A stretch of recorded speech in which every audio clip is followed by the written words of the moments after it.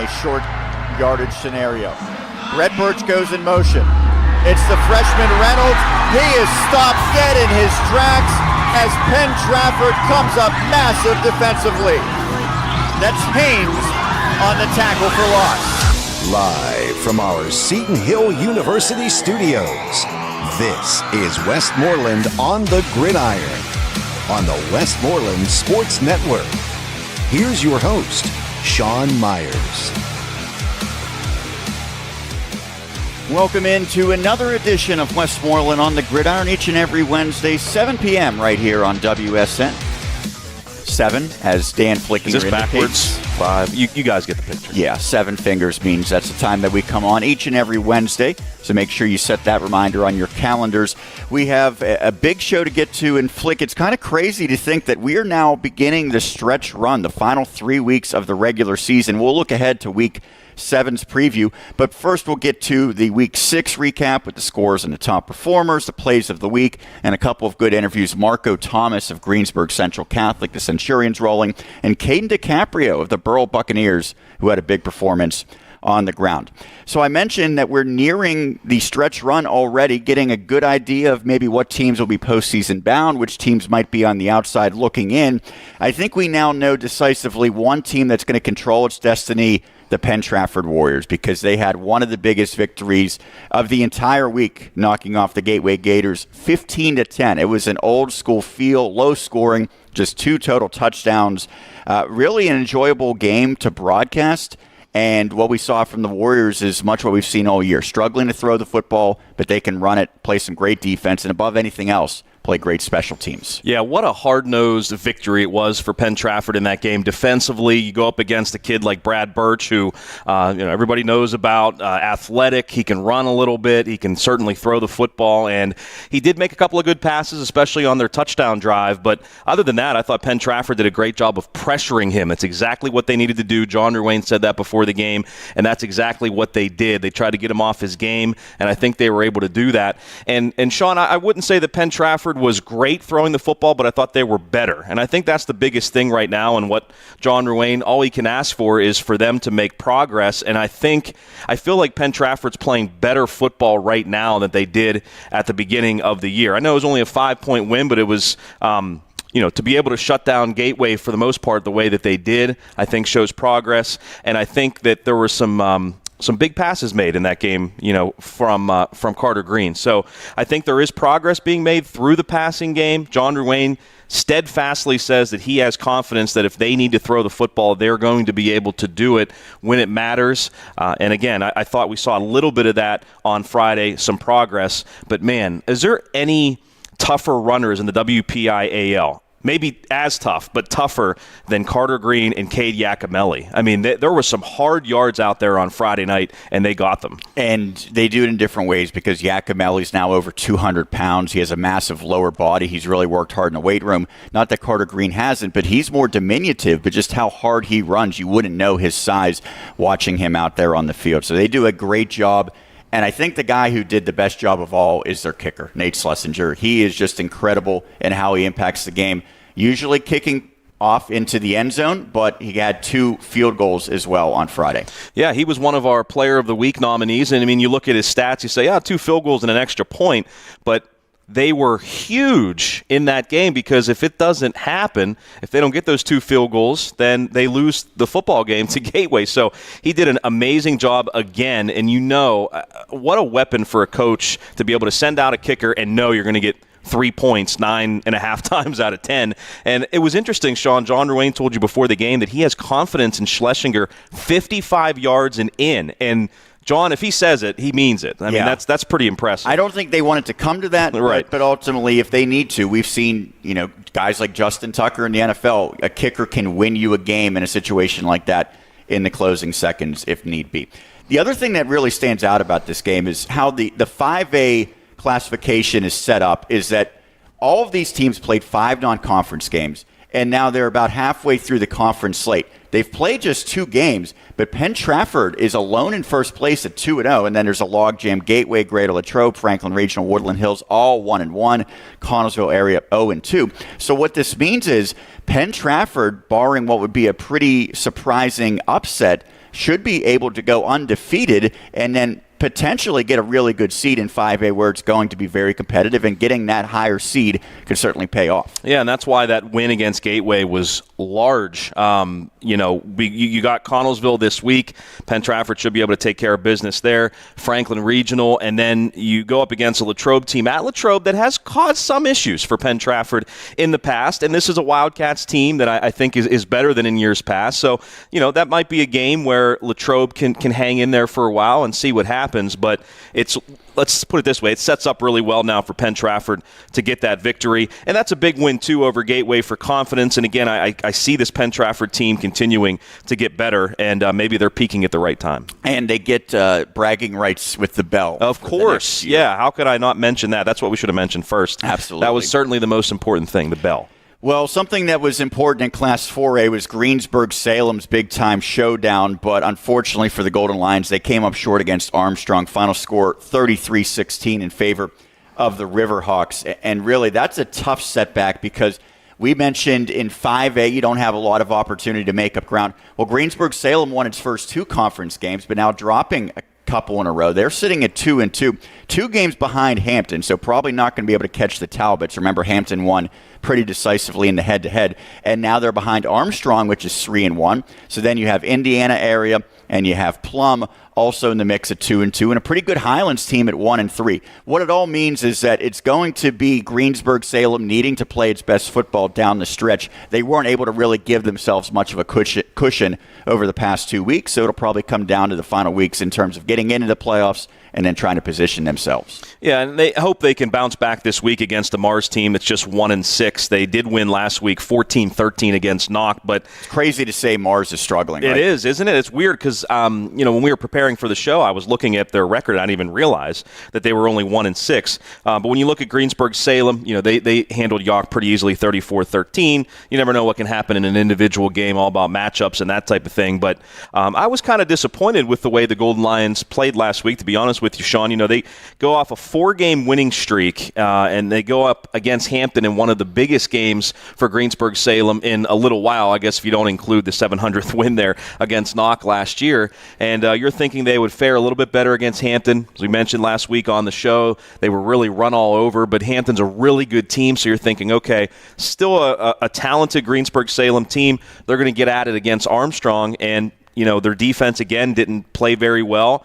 Their offense scored only 16 points, and now, you look at their section record at 2-2, and now they've kind of dug themselves a little bit of a hole. But when you look at the overall picture, they still have a good chance, certainly, of making the playoffs. Yeah, and we always talk about the big-time matchups, and there was a good one with the quarterbacks. 2 of the best in the entire WPIAL, at least statistically, Caden Olson for Armstrong, and of course Hayden Teska for Greensburg-Salem. And Teska, as we'll get into a little bit later, he still put up his big numbers. They held Olson relatively in check, but none of that really matters if you don't get the win. So Greensburg-Salem's going to have to find a way to get back in the win column. It was a big showdown for them, but again, they'll still have opportunities over the next 3 weeks.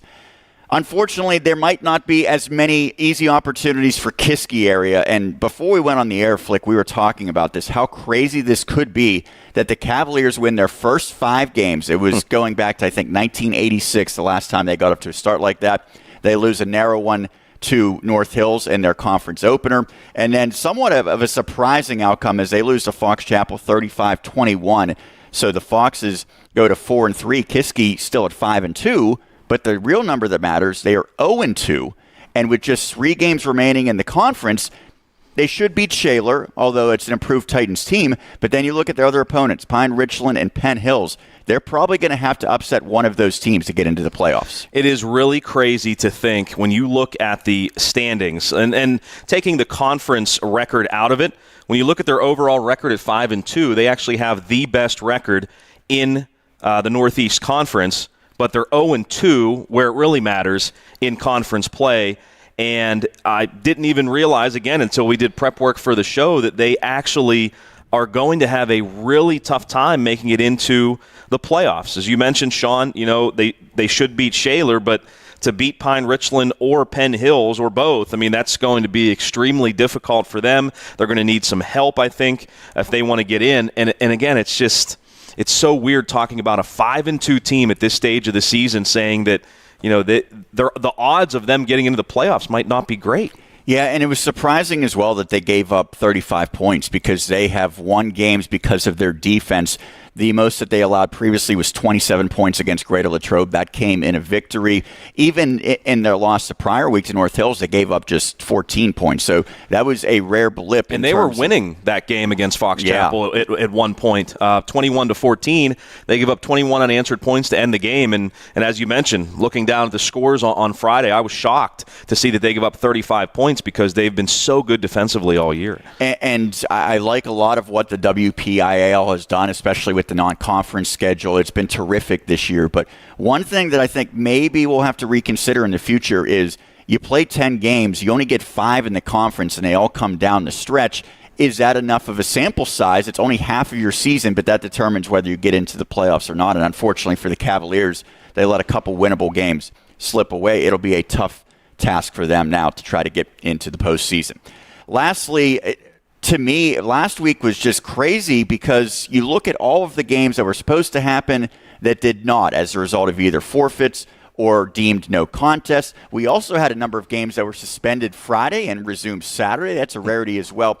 It seems like this is the second straight year where you look at a schedule for a given week and it's not going to turn out to be how it looks initially. And it involved a couple of Westmoreland County teams as well. Ligonier Valley ultimately forfeited its game against a really good Sarah Catholic team, so it goes for a loss for the Rams. On the other end of it, Mount Pleasant area found out, I think, Friday morning that they would not be playing against Brownsville area. That's a Falcons team that's really struggled. But it's not a win for Mount Pleasant. It's rolled a no contest and no game in the wins or loss column currently. Yeah, there's some gray area there. I don't know really my opinion on both sides of it. Like, what constitutes a forfeit? What constitutes a no contest? I know they say that a forfeit is if you have enough kids to play but you elect not to. And a no contest would be, if your team's, I guess, ravaged by COVID. I mean, is that kind of how they're Well, when I talked to Tim Boster for Woodland Hills before they played Penn Trafford, I asked him about it. They forfeited a game against North Hills. Now, that's not a conference game, so it's not as big of a deal.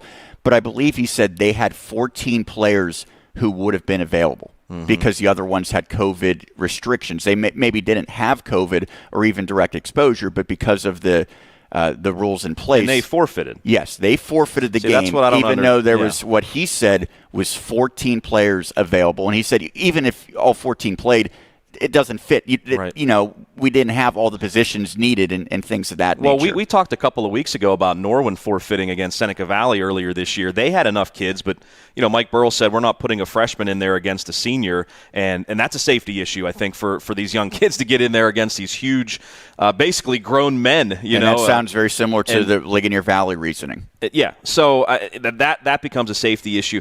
My thing is, Sean, I don't know. I think that. And sitting here right now, this my opinion could change, but I feel like we're a little different than where we were last year, right? I think COVID impacted a lot more last year. It is impacting a little bit this year for sure, and you don't know about schedules and things like that.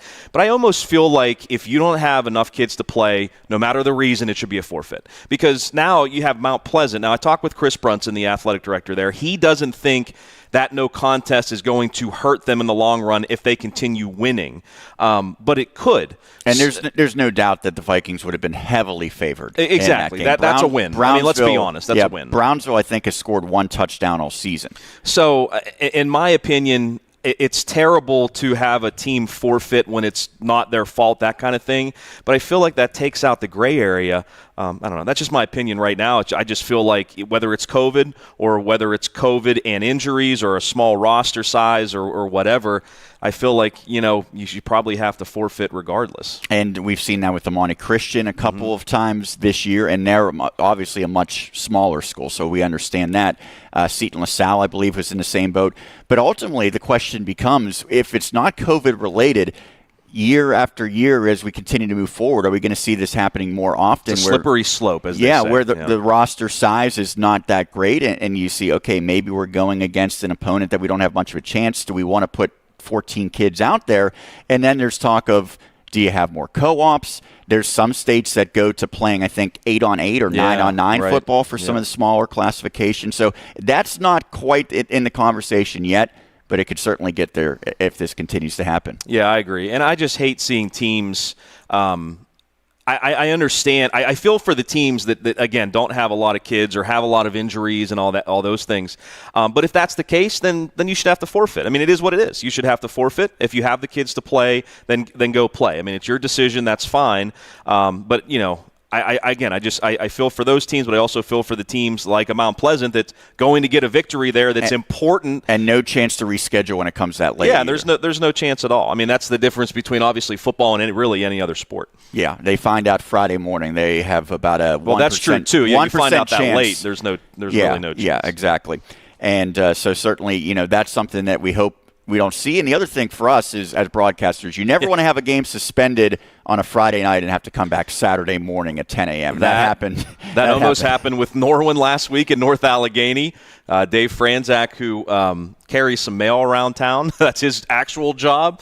He sent me a text message and said, "Hey man, if this game gets moved to tomorrow, I can't broadcast the game." So thankfully they got that game in. There's about an hour delay though, I think. Yeah, something like that. Maybe even a little bit longer than that. So Norwin, I mean, they were competitive for a while there against NA before the Tigers pulled away. Yeah, you never know, especially when there's about an hour delay, what's going to happen. It's not easy to pick back up. There wasn't anybody in the stands from what I understand. Not many, anyway, left in the stands. Well, we avoided the rain at Penn Trafford until 2 seconds after the game ended. The poor marching band. A torrential downpour. Gosh.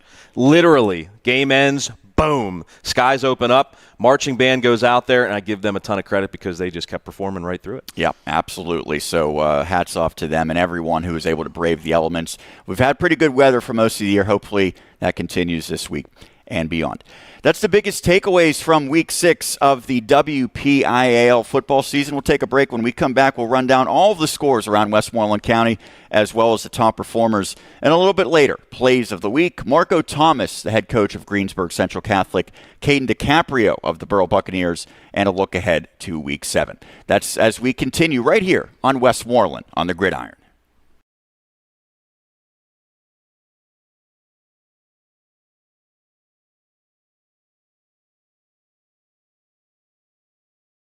At D'Annunzio's, our menu is extensive with an abundance of selections. The next best thing to being at one of our 3 locations is having our frozen food and jarred sauce in your own home. For our frozen food selections, we have wedding soup, pasta fagioli, lasagna, stuffed cheese rigatoni, ricotta cavatelli, and potato gnocchi. Our jarred sauces include the original, smooth, marinara, and tomato cream. These products can all be found at our restaurants or your local grocer. At Sundell Mitsubishi, buying your new vehicle is as easy as stop, shop, and roll. Stop wasting time in the dealership. Shop online in just a few easy steps. Roll on home in your new Mitsubishi or have it delivered to your door. SundellMitsubishi.com. At Sundell Volkswagen, buying your new vehicle is as easy as stop, shop, and roll. Stop wasting time in the dealership. Shop online in just a few easy steps. Roll on home in your new Volkswagen or have it delivered to your door. SundellVolkswagen.com. And welcome back to Westmoreland on the Gridiron. Sean and Dan every Wednesday, 7 p.m. on the Westmoreland Sports Network, coming to you from Seton Hill University. We'll have the plays of the week in just a little bit. Also interviews with Marko Thomas of Greensburg Central Catholic and Caden DiCaprio, our player of the week from Burrell. But first, let's run down the rest of the scores from this past week, Week 6 in the WPIAL.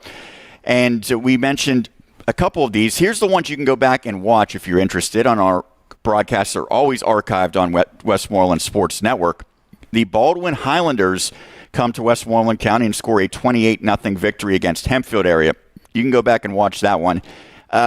If you want to stretch it, a little bit of a return home for Coach Sweeney, and certainly Baldwin now, after really struggling, gets a couple in a row. That's a tough one for Coach Brown and Hempfield area, because you look earlier in the season, one that you thought they would have a chance to win. Now they're sitting at 2-5. Yeah, and they have some offensive threats. I was surprised that they got shut out the way that they did, 28-0 against Baldwin, 0-4, Norwin 0-4, and I admire Mike Brown kind of saying, hey, no matter what, no matter who we're playing, we want to win. We don't want to just be competitive and all those things. But a young Hempfield team still. Hopefully they can kind of get better as the season goes on and into the off season and have some of those veterans come back next year and maybe make a run at the playoff spot. Yeah, and what he mentioned, I think realistically, coaches aren't going to say this, you have to get to being competitive before you win those games, right? If you lose 28-0 to a Baldwin, okay, that's not a good look. If you get it to maybe a one-score game, and you can say, well, we're one play away from getting a win. So we'll see how they finish up the season. They got off to a good start, but it has not gone well recently for the Spartans.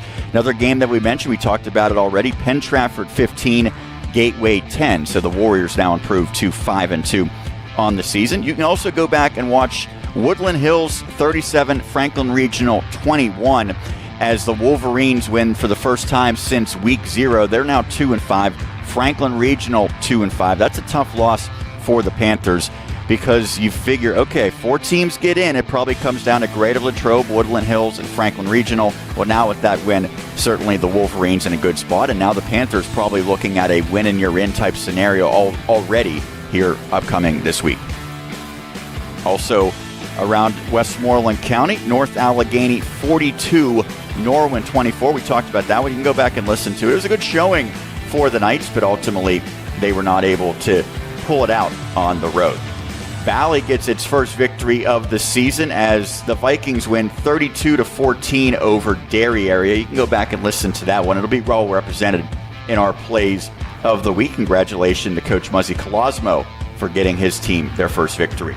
Springdale 20, Jeanette 9. That's also a game that we had broadcast on WSN. So the Jayhawks fall to 1-6. Pretty competitive one. I know that the Dynamos got some key players back, but Jeanette having a hard time. Again, they have just one conference win here in 2021.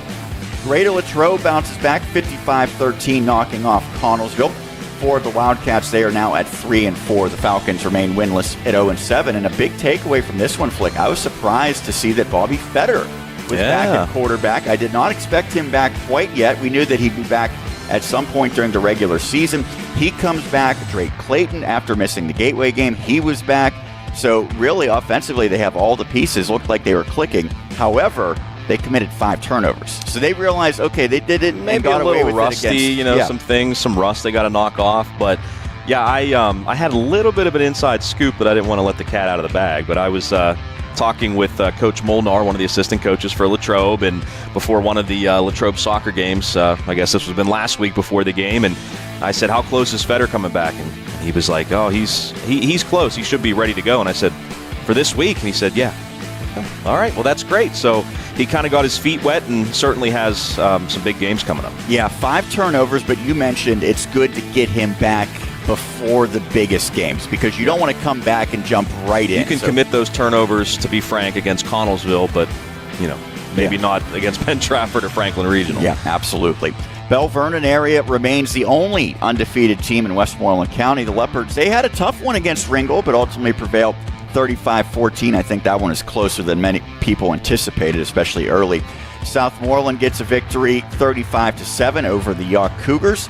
It's now a 5-2 mark for the Scotties on the campaign.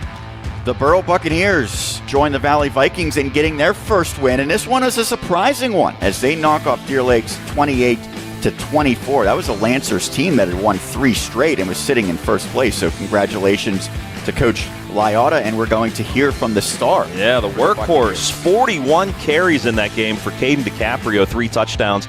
And while he might not be a household name, Sean, he's been popping up in the stats every week, even with Burrell not having a very good season. Yeah, we go back a couple years, they threw the football all around the field. Now it's been primarily running the football with success, and DiCaprio is certainly the biggest reason for that.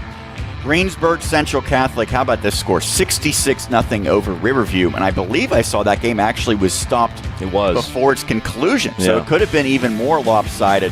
And that's a Riverview team that, has struggled, but they just snapped a losing streak. So the Raiders had a little bit of momentum. Well, consider that gone. GCC playing its best football of the season. We'll hear more about that one when I talk to head coach Marko Thomas a little bit later. And I think that's a case of GCC doing what they needed to do. I mean, Riverview, as you mentioned, they snapped the losing streak. They're not a very good team. And GCC, again, they did what they needed to do. 66-0. I mean, it was it was impressive, I thought. And that's their second straight shutout. They defeated Springdale 35-0 previously, so you do the math. Pretty lopsided over the past 2 weeks, and they will need all of that and more upcoming this Friday. Monessen falls to 3-4 after the Greyhounds lose to Carmichael's 40-6 to round out the high school scoreboard. Good news is there was a good showing for the Seton Hill Griffins as they go on the road, and they win for the first time away from Offutt Field, 19-17, knocking off Mercyhurst, and that is a big win. Sans the head coach for the Griffins. Sans the broadcast team as well. Yes, they are now 3-3. And they got all their offense from Logan Weiland. I believe it all came in the second quarter as well. And then has been the case, the defense does the rest. Yeah, and the defense actually got off to a slow start in that game. They gave up 14 points in the first quarter and then nothing. Well, 3 points, but basically nothing. The rest of the way, Logan Weiland gets off to a tremendous start, over 100 yards, 3 touchdowns in the first half, and then not much in the second half, but that's when the defense stepped up. So a win is a win for Seton Hill. I wouldn't say their wins have been super pretty this year, but that's not what they care about. They care about the fact that they have, 3 wins, I guess, right? They are 3-3. Mercyhurst, Bloomsburg, and Wheeling. So that's big for this program. That's not where they want it to be yet. Dan Day not where he wants it to be yet. But to get these wins this year, 3 wins, that's more than they have had in the last couple of years, that's for sure. So that's a big thing. And again, Coach Day tested positive for COVID, so he couldn't coach this past week, and he can't coach the next game against Gannon on Saturday. And because I was interviewing him, we had to do the flip there, and we couldn't go to Mercyhurst either. So, but anyway, the Griffins got a win, and I'm sure I texted Coach Day after the game, and I said, how are your walls after that first quarter? And he said, actually, Dan, he said, my walls are destroyed because we won the game. He said, I'm more of a crazy celebrator when things go well than, punching walls when things don't go well. So Gotcha. Yeah. Well, hopefully no wall punching either way. But, you mentioned hope that he is doing well, and we're hoping to see him back on the sidelines as soon as possible. The other game around Westmoreland County collegiately, St. Vincent takes one on the chin as they lose 63-22 to Washington and Jefferson, but that President's team now perfect at 6-0. The Bearcats fall to 3-2, so still a good chance for a winning record for St. Vincent this season. Let's take a look at the top performers from Week 6 around the WPIAL. It's the top passer, rusher, and receiver in the entire district, and then the notable standouts from around Westmoreland County as well. Top passer Carson Davidson of Blackhawk throws for 301 yards, going 24 of 42 to lead the entire WPIAL. Not far behind, however, was Greensburg-Salem's Caden Teska. He is the season leader in passing yards as he adds 262 yards to his total on 18 of 35 in the Golden Lions setback. Luke Lewandowski, a dual-threat quarterback, throws for 118 yards for the Norway Knights, completing 12 of his 20 attempts. And then Logan Johnson for Kiski area, 7 of 18 for 107 yards. The top rusher is Alex Teska of Mount Lebanon, 266 yards as the Blue Devils score a massive victory. They knock off Pittsburgh Central Catholic. They are now the number 1 team in 6A. Behind him, amongst Westmoreland County performers, it's a quarterback, Devin Whitlock of Bell Vernon area, 169 yards every week on the ground. Yeah, he continues to have a great season. By the way, they were without Quint Martin once again. Hopefully precautionary, but with him sidelined, a guy like Whitlock, who already does a great job, probably has even more on his plate. Certainly he has answered the bell. Caden DiCaprio, we'll hear from him a little bit later, of the Burrell Buccaneers, 149 yards on the ground. Anthony Govern, another quarterback on this list, goes for 130 yards rushing for Southmoreland. Cade Iacomelli in the big win against Gateway, the Penn Trafford senior standout, rushes for 118 yards. And Kiski area quarterback Logan Johnson, 107 yards on the ground to round out the top performers in terms of rushing. Lastly, the top receiver, he happens to hail from Westmoreland County, 174 yards for Greensburg-Salem's Cody Rubrick to lead the way. He did that over 8 receptions. Those are the top performers from Week 6 of the WPIAL football season. We'll take a break, but when we come back, you do not want to miss the always popular plays of the week. That's up next right here on WSN. We know speaking with your teen or your young adult about drugs and alcohol can be challenging, but is necessary. Remember to have a conversation, not a confrontation. Establish good communications, break through barriers, and be firm but loving. Here are some helpful tips. Choose a good place and time to chat. Talk with openness. Actively listen. Offer empathy and support. For more information, visit us online at wedacinc.org. Westmoreland Drug and Alcohol Commission. Prevention is key.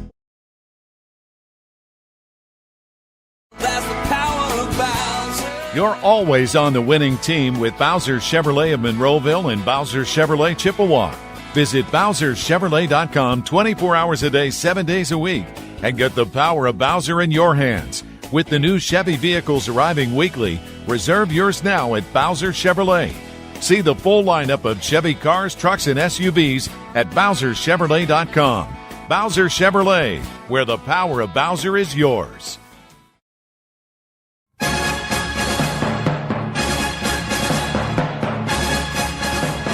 And we roll along here on Westmoreland on the Gridiron each and every Wednesday, 7 p.m. on the Westmoreland Sports Network. Sean and Dan and Flick, it is time for everyone's favorite segment of the week. It is Plays of the Week. You ready? I agree. Yes, I'm ready. Let's go. All right, let's do it. We begin Plays of the Week with Penn Trafford, and it was a defensive slugfest, as we mentioned, between the Warriors and Gateway, as the Gators drove into Penn Trafford territory down 5 points with just about 2 minutes left, but facing a 4th and 1. That's when PT's Jacob Haynes made the biggest play of the night to seal the win, as called by myself and Mark Katarski. Jacob Haynes.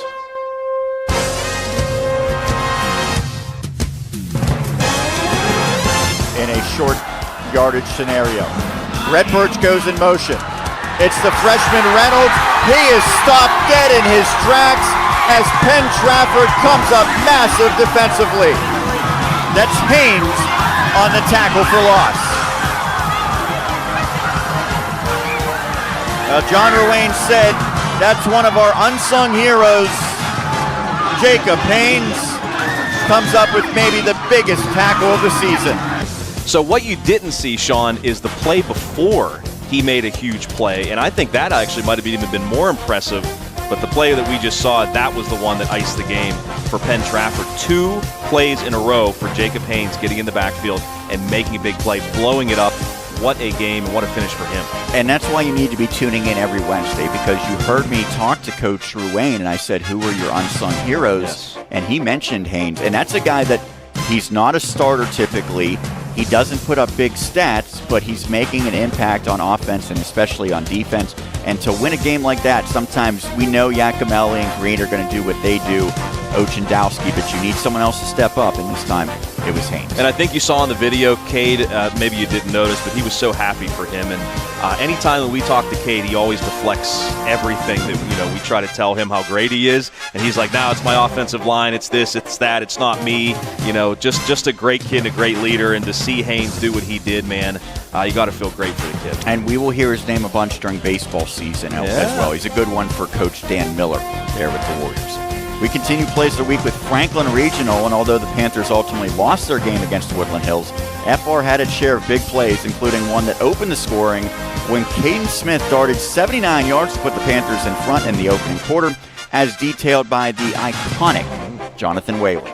In sidecar to the left of Caden Smith, the Wildcat quarterback, receiver in motion from far to near. And they're going to run it around the near side. He's get a block. He cuts it up inside. He's got a ball. He's at the 30. He's at the 40. He's at the 50. 40. 30. 20. 10. 5. Touchdown. 79-yard touchdown run. Caden Smith. Mr. Smith went to Washington, and Franklin Regional scored the first touchdown of the game on a scintillating touchdown run by Caden Smith. Once again, with Mr. Smith goes to Washington. I guess every touchdown that Caden Smith has, we're going to hear JW is watching. He'll send us the link again to Jimmy Stewart. To the movie. Jimmy Stewart. Yeah, now you went to IEP. I assumed that you had to take a class that showed every Jimmy Stewart movie, exactly. Right? Is that not how it Except It's a Wonderful Life. I've never seen it. So, okay. But I'm not allowed to say that in Indiana because I will be banished from Indiana. Yes. So hopefully no one from Indiana is watching me. Okay, fingers crossed. We continue plays of the week with Norwin, and going against a perennial power in North Allegheny, the Knights stood toe-to-toe for much of that contest. Their QB, Luke Lewandowski, was a catalyst, including his long touchdown run in the second quarter that put the Knights on the board as Dave Franzak and Tim McCabe paint the picture. Empty set again for the Knights as Lewandowski rolls to his right, gets the first down to the 40, gets some blockers affirmed to the 30, 35, 20, 15, 10, 5, touchdown Luke Lewandowski, 40 yards for the Norwin Knights. Hello, how are you? Luke Lewandowski comes out of nowhere, shows some speed as he outruns the entire North Allegheny secondary into the end zone. Where did that come from, Luke? And Norwin's on the board, and North Allegheny's on the turf.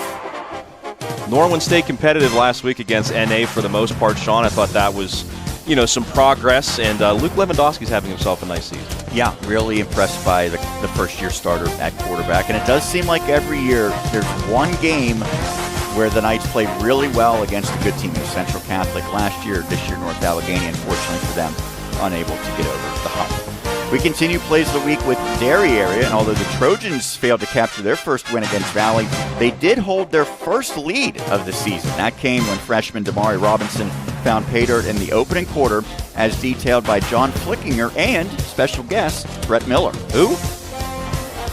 Beeman again in the gun is going to give to Robinson, and Damari, nice block there. Damari stays on his feet to the 10 and the 5. He's to the pylon, and he's in for the touchdown. Damari Robinson, 30 yards for the touchdown, and Dylan Rhodes laid out one of the Vikings. I mean, he just pancaked them flat on his back, and it's the Trojans who take the early 6-0 lead at the 7:15 mark. Hey, do what works. Don't put the ball in the air. Just run the ball, pound it on the ground, and you'll be just fine. Robinson certainly a foundational piece for what Coach Skillings is trying to accomplish going forward. Good to see him get involved, and it's unbelievable that was the first lead of the season for the Trojans. Yeah. Unfortunately, they could not make it stand, but that had to be a good feeling for them. Yeah, definitely. And any confidence, any good feeling, any good mojo you can get for Derry right now is certainly a good thing. And again, man, I just think back to past Gridiron shows, and it was always the opposite. Yep. So hopefully we will get there again. Well, we have a special edition here on the Plays of the Week because the team that beat Derry area was the Valley Vikings. They are in Westmoreland County, don't forget. So in the end, it was they who notched their first victory, and they put an exclamation point on the win with an unorthodox touchdown run by Xavier Wilson in the final minute of the game with John and Brett again on the call. And here's a run off the left side and a first down run. He wasn't down. By Wilson, and he's still saying... He wasn't down. No, and the official doesn't blow the whistle, and Wilson takes off at midfield, and he's going to... it's cramping up now. He's seriously at the 20, and he's going to find his way into the end zone for a touchdown, and the official said he was not down, Brett. Good call. I mean, watched it happen. He rolled over our guy, and he was athletic enough not to let his knees hit the ground. I mean, 93 yards. 3 Trojans had him dead to rights there, and they never brought him down. And give credit to the officials there for, if he wasn't. And again, I don't have use of a replay tonight or anything, but there he went. They brought him down. He just bounced off of one of our guys. So kudos to him for being an athlete. I'm going to have to say, the way he's played tonight, he deserved that one. Xavier Wilson, a junior at 5'9", 165. I have never heard a play-by-play broadcaster say that a player on his way to the end zone was cramping up. But apparently that's what happened with Xavier Wilson, at least according to your brother, and I know that he is an honest man. Sure. So it just seemed like a bizarre play. Again, we didn't see it, but from what he said, players didn't realize he was down, and when you can get a 93-yard touchdown, it doesn't matter how it comes. So congratulations to the Vikings, and that's a lesson for everyone is even if you think the play's over, do not stop unless you know 100%. Unless you hear the whistle. Keep hydrated as well. Crazy to say that in October. Yeah, you got to. No, isn't it crazy how warm it is? I said to Roger Downs last night, we were broadcasting the South Moreland Mount Pleasant game. I said, we're going to just fall off the cliff one of these times. it's just one day it's just going to get really cold and never go back until the spring. Was Roger wearing a tank top for the broadcast? He was, Yes. Yes, he was. Showing off the guns. Absolutely. That'll do it for this edition of Plays of the Week. We'll take a break, but when we come back, I had the opportunity to talk to the first-year head coach for Greensburg Central Catholic, Marko Thomas, after his team's coming off of a couple of impressive wins, and they certainly have a big one upcoming this Friday night. That's as we continue right here on Westmoreland on the Gridiron. This is how far we'll go to treat heart, lung, and vascular disease. 15 millimeters. At Excella Health, we believe less can be more. That's why we use minimally invasive surgery in the treatment of coronary artery disease, heart valve repair and replacement, lung cancer, and conditions of the peripheral arteries. For our patients, that means less blood loss, less post-operative pain, and a faster recovery. It means that a disease process that took decades to develop can, in a few hours, be reversed. And for us, it means providing the most advanced and sophisticated care for patients in our region. The Heart, Lung, and Vascular Institute at Excella Health. Expert care here. Westmoreland County's broadcast home for high school sports, the Westmoreland Sports Network.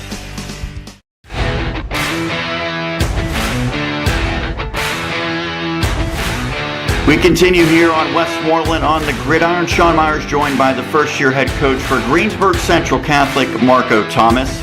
Marko, thank you for taking the time. It's been an impressive start to your tenure at Greensburg Central Catholic. Your team coming off of a couple of really nice victories, most recently lopsided against Riverview. What have you seen over the last couple of weeks that has allowed your team to really put up some prolific numbers? I just think we're starting to gel a little. The early season games, we're still learning. We're still trying to find pieces and put things together offensively and defensively. And really over the last 2 weeks, I think things are starting to fall, together the way that we had planned. We're starting to move the ball a little more on offense. The defense has been, lights out the last 2 weeks. We haven't got a point. So, it's definitely starting to come together. And you talk about the defense. So you have back-to-back shutouts. You've also had a couple of wins in which you held your opponent to just 7 points. So in the 4 victories that you've had that were contested on the field, not counting the forfeit, you've allowed just 14 points. It seems like your team's success goes with the defense as well. What have you seen that's really stood out defensively? Just aggressiveness. Really the kids have also bought in. A lot of people were skeptical on the 3-stack when we came in with it. They've bought in and they've done exactly what we wanted. Practices are intense. They are flying around, making calls. Communication's huge. And they just have bought into it. And, we got a couple kids that really love playing defense, and it shows. And I think once we make one play, it kind of feeds off of everything, and everybody feeds off that, and just excites them. And, there's a lot of pride in defense here right now, and, hopefully it continues. I know certainly that you experienced a lot of the unpredictability of the COVID season last year when you were at Connellsville area, and some of that's carried over to Greensburg Central Catholic because you had a late change to your Week 0 matchup. You went against a 5A school. You also won a game by forfeit against Amani Christian. So when you looked at what the schedule was supposed to be as opposed to what you've played, not exactly the same. How has your team been able to adjust? You just got to go with it, with the late cancellation the first week and trying to find a game, a lot of people thought we were crazy to go against Upper St. Clair, but I wasn't going to hold them out. I wasn't going to say we're not going to play, and really we learned from that. Maybe a couple of us thought we were a little better than what we were, and defeat taste rubbed us the wrong way, and it showed kids, this is what it takes to be an elite type of team, and so you learn from that. And honestly, our defense I thought played really well that game. It's just we kept on putting ourselves in a hole with the short field. Same with the Amani cancellation. It was late in the week. Unfortunately, we tried to find a game, but we couldn't find one. It was just Friday morning we get the call, and it's tough to schedule a game after that. So you just go with it. It's happened to so many teams. You just can't let it get you down. You just got to keep on building. We got a week off it to get healthy, and you just got to take it that way.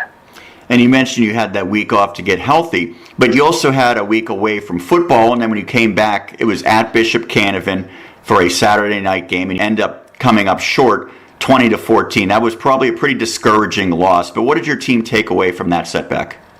We shot ourselves in the foot a lot there, I believe. We turned the ball over 5 times. We committed just a ton of penalties that, shouldn't have happened, especially, the offsides on defense penalties. That's something, maybe once a game, but not 6 or 7, whatever it was that game. We try to learn as much as we can from that. We played the team tough. It's not like they destroyed us. We kind of destroyed ourselves in our eyes. And we just had to harp on discipline and, just the little things that we can control. We can't control refs. We can't control what the other team does. We got to control what we can do and just take responsibility for, our jobs and, just to learn and get better from that. Talking to Marko Thomas, the first-year head coach for the Greensburg Central Catholic Centurions. We mentioned pretty lopsided the last 2 weeks. You've outscored your opponents 101-0, and it was 66-0 against Riverview last week, a team that actually had snapped a long losing skid just before that. As a coach, how do you balance wanting to get different players reps and allowing them to go through important opportunities on the field without really trying to rub the opponent the wrong way? I think we've been doing a pretty good job of rotating kids in throughout the year, just to try to get them experience. We know we're going to be losing kids once we make it to the playoffs, and we just got to make sure that we have the backups ready in that time. It is what it is. I've been on the other side of those scores a lot when I was at Connellsville, and it's, at some time your team has to step up and, make the stops. And, our team, you can't tell your kids to not try to score and stuff like that. It's just, you want them to get better. Those kids, when they get out on the field, they want to compete too. It's Friday night. They're excited. They want to put their name in the paper as well. So, unfortunately, we just kept on getting it last week, just the short side of the field. And, it happens when you get the short side of the field a lot. You get a lot of opportunity to score. And when you give the team another, we were in the position against Canevin the week before, or 2 weeks before. We kept on giving them the short side to work with. And it's tough to defend that all day. So we rotated in as many kids as we can. I think we got everybody in and trying to give them a little experience, so when we get to the playoffs, it's not a shock.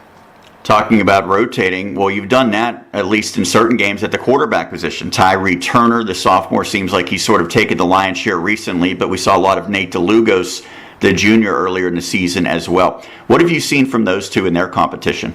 They're competitors. They really are. They're both students of the game. They're both studying. They're both trying to make themselves better. They both are, respected by their teammates. When they walk into the huddle, the kids listen. They know what's going on. They know they can tell you everybody in the huddle what they're doing. So they're definitely leaders at that position. And with what we're running, we're asking the quarterbacks to, make a lot of reads, and they got to make them quickly. So they got to be able to react and, try not to make the wrong reads or turn the ball over. It's a tougher offense, but both of them have been stepping it up. They've both gotten a lot of playing time, and right now it's just Tyree's taking over a little more here recently. I think he's just got a really good grasp on what we're trying to do, and he's been moving the ball the last couple weeks. This question might be a little bit different for you since you're in your first year with the program as opposed to a long-tenured coach. And maybe you didn't have necessarily expectations of everyone coming in, but what players have surprised you in a positive way so far this year? I'll tell you one has been Elijah Morgan Washington. He's been playing our left tackle. He's been playing a little bit of D end, but he's just a very solid player. Very rarely have we had to correct him in films on Saturday morning. He seems to really get what we're doing. He's not taking himself out of games. He doesn't get lazy. He's constantly fighting and moving, and really doesn't say much either in practice, so you wouldn't even know he's there half the time. But when he gets in the game, also on defense, he's been making plays. So he's been kind of one of our silent leaders in that aspect. Same with, I really respect the play of Xander Colcom when he gets on the field. Same thing. He's always in the right position. He's always doing his job. He knows what's going on. He's able to make the call, especially on defense. And we actually had him change his position just to try to help us out on the offensive line. and every time he's gotten in there, he's been doing a great job. We don't lose anything when he comes into the game. Talking to Marko Thomas here on the Westmoreland Sports Network. Well, there's no doubt that no matter what the Clairton Bears do at the beginning of the season, they always seem to round into form as we get near the end of the season and certainly to the playoffs. And it seems like that's the case again for this Clairton team. When you look at them, what stands out? Speed and aggression. You know, every time this is my first time playing against Clairton or coaching against Clairton, but I've seen Clairton, you know, I watch every championship game, so you see what they're about. And they are just, they're fast, offensively and defensively. They're very aggressive. The one thing I really like is how their line just fires out, and they don't stop until the whistle blows, you know. Same with their linebackers. Linebackers are always flying. I mean, there's never a time where you see a Clairton Bear linebacker take a play off. You know, they're always moving around. You'll see that in the game, watching film. So it's just very impressive. You know the history. You know they're going to be good. Not many teams can go into their place and beat them. Well, that's what you mentioned, going into their place, and I would think that that's one of the more hostile environments. Everyone thinks of the Pit and the Wolverina as well with Aliquippa and Woodland Hills, but it seems like the Bears have one of the best home field advantages. How do you make sure that your team's ready for something like that? We put them in a position earlier in the season, like I said, at Upper St. Clair, and I think that kind of opened their eyes. You know, you walk into that stadium compared to a typical single-A stadium, and it's like you're on a college campus. You know, their student section probably had more kids in it than the entire school that we have, you know. So we put them in that position. Their eyes were a little wide before the game, but you got to just block it out. You know, when it comes down to it, you're playing the game. The noise is all kind of shut out when you're playing. You just got to know what you're doing, execute, and do your job, and, you know, everything else will take care of itself. Lastly, what are the biggest keys for victory against the Bears? Discipline. We got to stay disciplined. We have to, jumping offside, early penalties on offense, putting ourselves in a hole. That's what's going to kill us in a game like this. You know, we've had so many times where we've had nice plays, but we're caught back on a holding or, something, illegal motion or something like that, puts a damper on things that you do well. Defensively, the quarterback Capone, he could be a nightmare. When you're in pain or suffering from an injury, all you want is to get back on your feet, back to living your life. At East Suburban Sports Medicine Center, that's what we've done for 35 years. Our staff is skilled, experienced, and compassionate. Our facilities are modern and welcoming, and our focus is on you. So if you want to feel better, play better, and live better, call us today or visit one of our 6 offices. East Suburban Sports Medicine. Take it from me, Bill Hillgrove, it's the best care, hands down. We know speaking with your teen or your young adult about drugs and alcohol can be challenging, but is necessary. Remember to have a conversation, not a confrontation. Establish good communications, break through barriers, and be firm but loving. Here are some helpful tips. Choose a good place and time to chat. Talk with openness. Actively listen. Offer empathy and support. For more information, visit us online at wedacinc.org. Westmoreland Drug and Alcohol Commission. Prevention is key.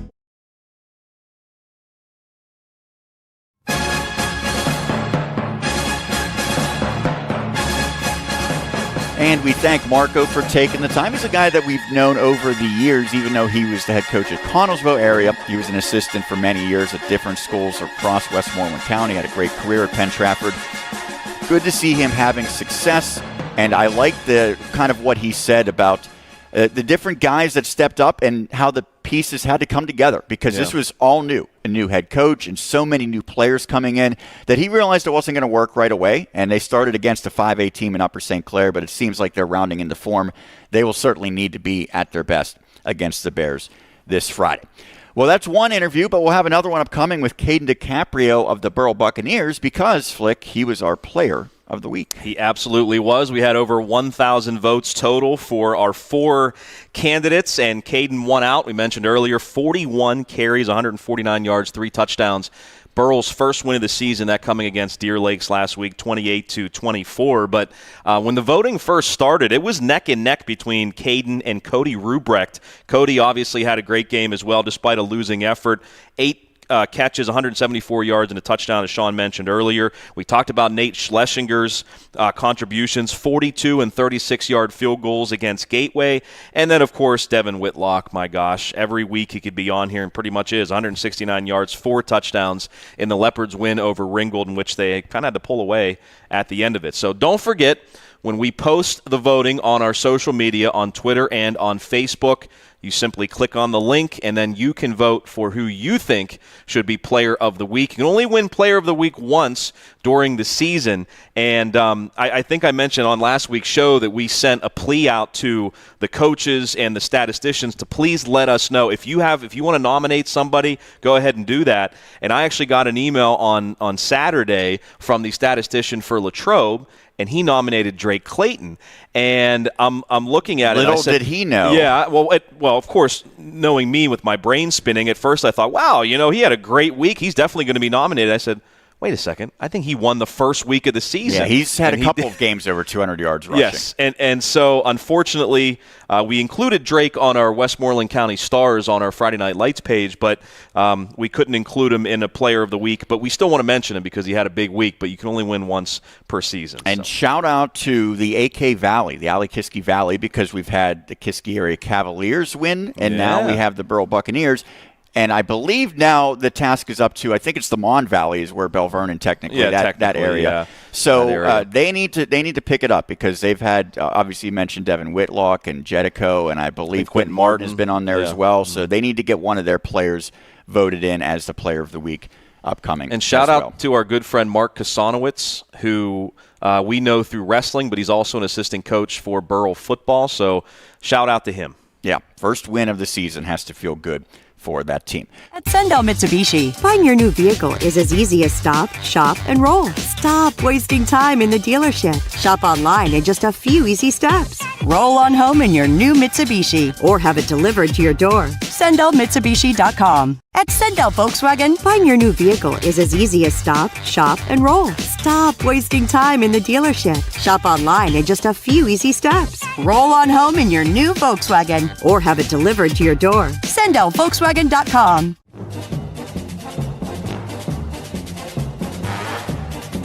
Westmoreland on the Gridiron continues. Dan Flickinger with you now, and we continue with our Week 6 Westmoreland Sports Network Player of the Week. Caden DiCaprio from the Burrell Buccaneers, the senior running back and outside linebacker, had a huge game last week in their victory against Deer Lakes. Caden, thank you so much for taking some time out of your busy schedule and joining us tonight. Sure. Caden, let's talk about this huge game you had last week. 41 carries, 149 yards, and 3 touchdowns. What was the key factor in racking up all those yards on the ground like you did? We rely on our offensive line to get a good push up front. Whenever the line gets in a groove, I kind of feed off the energy, and once the line basically gets it going, I can get myself going, and we can start racking up a couple first downs and push it down the field and just score. Obviously, you did that a few times against Deer Lakes. Now, I mentioned 41 attempts. I mean, you were the true definition of a workhorse on Friday. How were you physically the next day, and did you enjoy getting that many touches? Yeah, I mean, whatever's going to help the team win, I'm down. Coach had a good game plan, and he knew we were going to run the ball down their throats like we did. And were you sore at all the next day, though? I'm sure a little bit, right? Yeah, always. After with the offense we run, me being reliable in the run game and banging it inside like that, I mean, a little sore, but I mean, nothing I can't handle. Have you ever touched the ball that many times during a game in your career? No. We've had a spread offense the past couple of years, right. And running the ball wasn't really our thing. And passing with Alex last year, passing was a big part of this. Yeah. Talking about Alex Arledge. Well, speaking of passing, you got to take me through this big play last week that you made with your arm. And you guys were down 24-21 late in the game, 4th and 4 at the Deer Lakes 26. You get the handoff on that play, but you throw the ball to Camden Marmo to get down to the 1-yard line, and then you run it in for the game-winning touchdown. Can you kind of take me through that trick play and kind of what led up to it and how you guys executed it? Yeah. So us as a team out there, we were all a little worried when we get down to 4th down there, and we had a feeling Coach was going to call a timeout, and I have something up his sleeve like he always does. And he takes us through. He's like, we're going to run the pop pass. We've never ran it before. He chalked up in the huddle in the timeout. And we were like, all right, we'll get this. We'll go out there and see what happens. And once I take the hands off, I kind of eyeball the safety a little bit. And I knew Baby Strong has in Camden Marmo. He was going to go the opposite of the safety. And I just kind of threw it up, and he was there. So this was a play you didn't practice during the week at all? Nah. Wow. He chalked it up in the timeout. Wow, that's really cool. So how difficult was it then? So you guys scored the game-winning touchdown. Well, at the time, though, it was the go-ahead touchdown. And then you have to sit through a 40-minute lightning delay. How difficult was that, and what did you guys do during that delay? We just kept our minds right. We're thinking that the game isn't over yet. We still have business to do on the field, and try to stay loose in the locker room, listen to some music, and keep our minds right. I'm sure you're very antsy during that time, though, to get back out there. Definitely. So I know you guys haven't had the season that you've wanted, Caden, but you got that win, the first win of the season. How nice was it just to get a victory? Because, whether you win or lose, you guys put in so much work. Yeah, we do. It starts at practice, most of it, but coming up with that win last week, it was big coming at the end of the season because we finished the season with a couple conference games and a couple big games to get into the playoffs here. So now you obviously have that goal still in front of you, and to make it into the playoffs, one of the things you can do is beat Freeport this week. Yep. So what are some of the things Freeport does, and what do you guys need to do well to come away with a win? We just got to control Benny, basically. We don't let them get to the outside, and we lock down all the receivers and rely on our defense, and get the job done. Do you have anything special going on? Is it homecoming this week? Yeah, it's a homecoming game. Get the camo jerseys this week too. Ah, very cool. You excited to go through all those festivities? Yeah, for sure. Should be an exciting week. So should definitely be a lot of fun at Burrell this week. Caden, I want to finish off our interview, as I always do with our Player of the Week, with our quick 6 questions to have people get a little bit of a better idea of Caden DiCaprio. You ready for him? Yeah. All right. First of all, Caden, what is your favorite part about playing football? What do you enjoy the most? I love being able to go out there and brutally assault someone without getting in trouble, as Coach always tells us. And I live by that since the beginning of the year, and it's great to live by that because it's just you can go out there, play our hearts out, beat kids up, and get the job done. How about your hobbies off the football field? What do you like to do? I like to work. I am workaholic almost. I like to make money and stay active, shoot some hoops every now and then. What are some of the things you do in terms of work? Just a couple side jobs, cut grass, and very cool. Anything to bring in some money. How about your favorite pizza topping? What would that be? I like to keep it casual. I like to keep it classy with just cheese, and sometimes some pepperoni. If you're feeling crazy. Yeah. How about when you look at your team? Who's the one guy that keeps the team loose? Cracks a joke here and there and keeps you guys loose. Connor Wojcik, by far. He always has some type of jokes to crack, and usually gets us quick laugh in. But at practice, we try to stay focused, and we have some time to joke around a little bit. But other than that, but Connor definitely is a jokester. Now we have Halloween coming around the corner. Do you have any idea about a costume yet? No, I'll probably just dress up for myself. I'm a little scary. So. Just grout people? Yeah. How about your who has had the biggest influence on you in your life, would you say, Caden? My mom, by far. Her being a single parent and all, and always pushing me to be the best person I can possibly be, and always keeping me motivated to do almost anything. It's really been inspirational. And, of course, you are a senior, so are you thinking about college? Do you know where you'd like to go? If so, would you like to continue playing? I've been considering college, but at the same time not. I'm down at Tech too, so I can get a job right out of high school and make good money. So I think I was most likely going to go with that. But worst case scenario. What do you enjoy? D'Annunzio's Italian Restaurants is open 7 days a week at all 3 of our locations, Jeanette, Monroeville, and Latrobe. We invite you to join us for our specials. Monday, the special is spaghetti. Tuesday, it's raviolis. Wednesday, it's lasagna. And Thursday, it's chicken parmesan or chicken romano. Be sure to try our drink specials and our fabulous desserts. And remember, we also have takeout available at all 3 locations. You're always on the winning team with Bowser Chevrolet of Monroeville and Bowser Chevrolet Chippewa. Visit BowserChevrolet.com 24 hours a day, 7 days a week, and get the power of Bowser in your hands. With the new Chevy vehicles arriving weekly, reserve yours now at Bowser Chevrolet. See the full lineup of Chevy cars, trucks, and SUVs at BowserChevrolet.com. Bowser Chevrolet, where the power of Bowser is yours.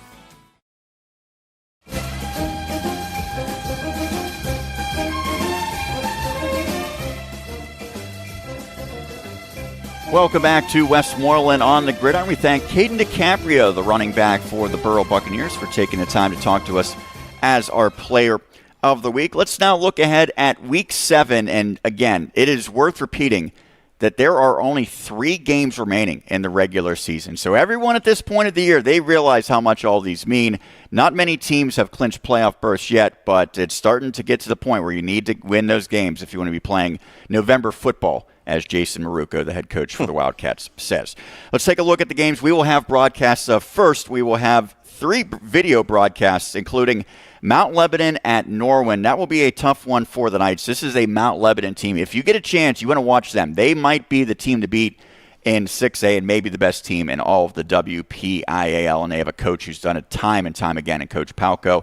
Great success at West Allegheny. Now he's finding similar success there at Mount Lebo. And Mount Lebanon has had a solid football program for a long time, but I feel like when Coach Palco took over there, I mean, he's taken them now to another level. And again, you got to credit him for that. And in his first couple of years, he had all these underclassmen playing key roles. Well, now they're all seniors, and they're all terrific. Yeah. So they are certainly riding high. It will be a tough one for the Knights.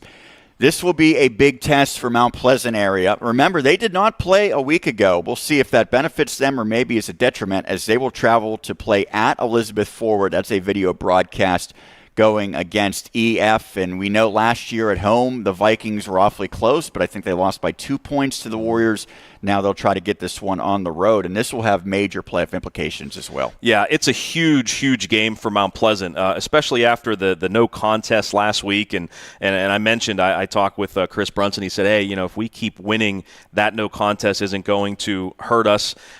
Sean mentioned 16-14 loss last year to EF, and this Mount Pleasant team primed to hopefully get a win Friday. Yeah, those are the 2 undefeated teams. Now, EF is at 3-0. Mount Pleasant is at 2-0 because of the no contest last week, but it will be a first-place battle, certainly. The only 2 unblemished teams remaining in the Interstate Conference. Greensburg Central Catholic at Clairton. That is another big-time showdown. The Clairton Bears, you can pencil them in each and every year. They're going to be one of the best in 4A. They are sitting at 4-0 after losing their first 2 games, somewhat surprisingly, to Steel Valley and Washington. Greensburg Central Catholic 5-2 overall. They've won their last 2 in conference play to sit at 3-1. So this, in a sense, also a battle for first place, and it will be the toughest test for Marko Thomas and his crew in conference play. I'm excited to be bringing that one from Neil Brown Stadium. First time I've been there as well. That's right. Check that one off the list for me. We were there a couple of years ago. Not you, but Juju obviously. was there too, but right? Juju was there. Brent Wiggum thought it was Terrell Pryor. And he knows Terrell Pryor well, but Juju had like a whole sweatsuit on. You couldn't really tell who it was, just a big dude. And we thought it was Terrell at first, but it was Juju running around. And our cameraman, Marcus Weekland, was yelling at him to make sure he like waved at our camera and all that stuff. Yelling in a good way. Right? Yeah. He was like, not Juju! admonishing. No. He won't be there, unfortunately, this time, though, I don't think. Because He's had some out for the season. Had some issues with the shoulder, but yep.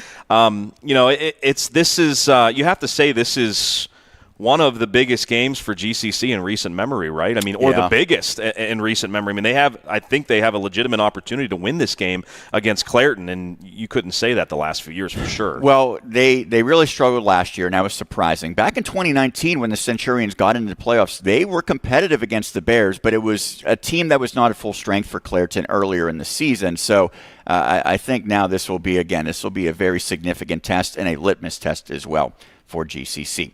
We mentioned it before. This one really feels like a win and you're in type scenario, and I know you technically can't say that. We learned all about clinching and things like that involving Greater Latrobe already this fall, but Franklin Regional at Greater Latrobe will have that broadcast. Here's the way I look at it. The winner of this one is almost guaranteed to get into the playoffs. The loser, it would be extremely difficult to get in. So still 2 weeks remaining after this game, but I think everyone involved knows what this means. Yeah, and that makes this game certainly extremely, extremely important. And it always is an interesting matchup. You know, two teams that are very similar, I think, to one another in terms of just what they can do on the football field.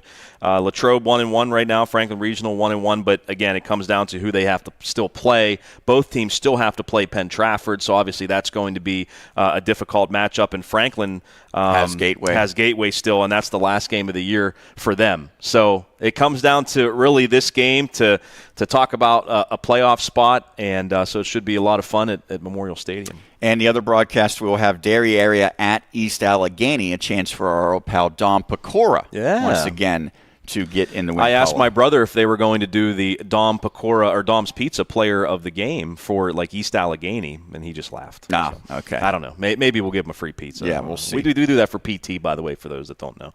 Yep, absolutely. And Jacob Haynes, by the way, he hopefully enjoyed his free pizza. Yeah. Other games around Westmoreland County, Pittsburgh Central Catholic at Hempfield area. Penn Trafford at Connellsville area, an opportunity again for the Warriors potentially to keep this thing rolling as they'll go against a winless Falcons team. Kiski area at Shaler, we mentioned that the Cavaliers, they need to win this game and probably one more, but you can't win two games until you win the first one in conference play, so they will have to take care of business on the road. Trinity at Bell Vernon area, the Leopards look to remain undefeated. They are certainly, I think, one of the best teams in the entire WPIL, and I believe they're getting recognition, maybe the second best team in the entire state of Pennsylvania at this point. I believe Jersey Shore is number one. Yep, I saw that on the Twitter machine. Yes, so Leopards, they certainly need to keep it up. We'll also monitor Quentin Martin, see if he's able to get back out on the field this week. Mars at Greensburg Salem. Golden Lions look to bounce back against a struggling Fighting Planets team. Freeport at Burrell. That's a good AK Valley matchup there between those nearby schools. Southmoreland at Brownsville, we think, right? I mean, you never know because Brownsville was unable to play last week, so hopefully the Falcons are able to take the field for this one. And I think the same could be said about Ligonier Valley, the Rams hosting Summit Academy, and I believe the indication is that they will be able to play in this one. I have not heard otherwise, so hopefully a week off will do them well, and they're playing a Summit Academy team that, quite frankly, has struggled, and they have a roster that's always in flux. This is nothing new for that team as they have players in and out throughout the season. And Ligonier Valley, eerily similar, by the way, to Kiski area. I know Kiski didn't forfeit last week, but Ligonier Valley 5-2, and they're 0-2 in the conference. Yep. I think the difference in this one is that the Rams will have some games. They'll probably be favored from here on out. And if they take care of business in all of those games beginning this week, then they'll be okay. Again, with Kiski, you're looking at Pine Richland and Penn Hills. You're not going to be favored. So still an opportunity is there for the Rams, but no doubt they need to get healthy and right the ship quickly. Another team that has struggled with numbers over the years, the Monessen Greyhounds, will be playing at home. Remember, they forfeited several games last year because of roster concerns. They will welcome West Green. And the only non-conference game in Westmoreland County, and involves a couple of Westmoreland County teams, Yawk at Valley. The Cougars, this might be their best chance to get a win this season, potentially, at least, as they will head to New Kensington for that one. Couple of college games as well. You mentioned this one before, Gannon at Seton Hill, 4 o'clock. We will have the video broadcast of that on Saturday as the Griffins look to go above 500, and Grove City at St. Vincent, a 1 o'clock start. And that one, I don't know how we're going to make do without Coach Day, but we're going to try our best. Yeah. I talked with Coach Day earlier in the week. I think we might try to interview his offensive coordinator and his defensive coordinator, kind of a split coaches interview with those two guys. And, Sean, don't forget we have a high school game on Saturday as well. We do. That is a night game. Jeanette at Bishop Canevin, 7 o'clock start. I don't mind the early Saturday high school games. I think Saturday nights are kind of weird. Remember, Greensburg Central Catholic had to do that. I believe, if I'm correct, Bishop Canevin and Seton LaSalle, I think, share a field. So that's why you get the Saturday games. But Saturday night games, it's Saturday kind of night's weird. a little strange. And, we see teams play, like Shaler, obviously, they have homecoming. I think McKeesport does it where their homecoming, they play on Saturday afternoon. That's kind of cool. But Saturday night, I think, is a little pushing it a little bit. Yeah, and 1A teams are used to playing on Saturdays because, remember, Riverview has its games on Saturdays. Amani Christian has its games typically on Saturdays, but those are Saturday afternoon games. There might be a reason that we don't know. Yeah, I think, by the way, Bishop Canevin, I believe, shares it with Keystone Oaks. I don't want to confuse that, but maybe I'm wrong. I don't know. One of those teams out there. Google it. Check it out. Final thoughts for this upcoming big week, Flick? I just can't believe, and I know we say this every year, I just can't believe it's week 7. Are you kidding me? Like, we only have 2 more weeks to go other than the week playoffs. 7 is a misnomer in itself, right? This is the 8th game. Mark Katarski would be fuming. Yeah. He hates this. But, it's the 8th game. Does he hate that or TV timeouts, which is worse? Man, just rip the headset off every single time. Or charging calls, during basketball season. We haven't seen that for a while. Yeah. I don't think any coach, usually coaches aren't happy with charging calls, right? Yeah, they're usually not happy with it. So, but it's crazy. We're in week 7 already, and before you know it, we're going to be talking about basketball. So it's pretty crazy. But this is the biggest time of the year. I mean, this is what teams play for to get to this point. And, some teams control their own destiny. Some need a little bit of help if they want to get in the playoffs or win a conference. So it's an exciting time. And selfishly, here on the Westmoreland Sports Network, we want to see our county teams that are sort of on the cusp get these wins so they can get in, because we always have the big playoff shows, at least the first week, typically the second week of the playoffs. We talk to all of the coaches if possible.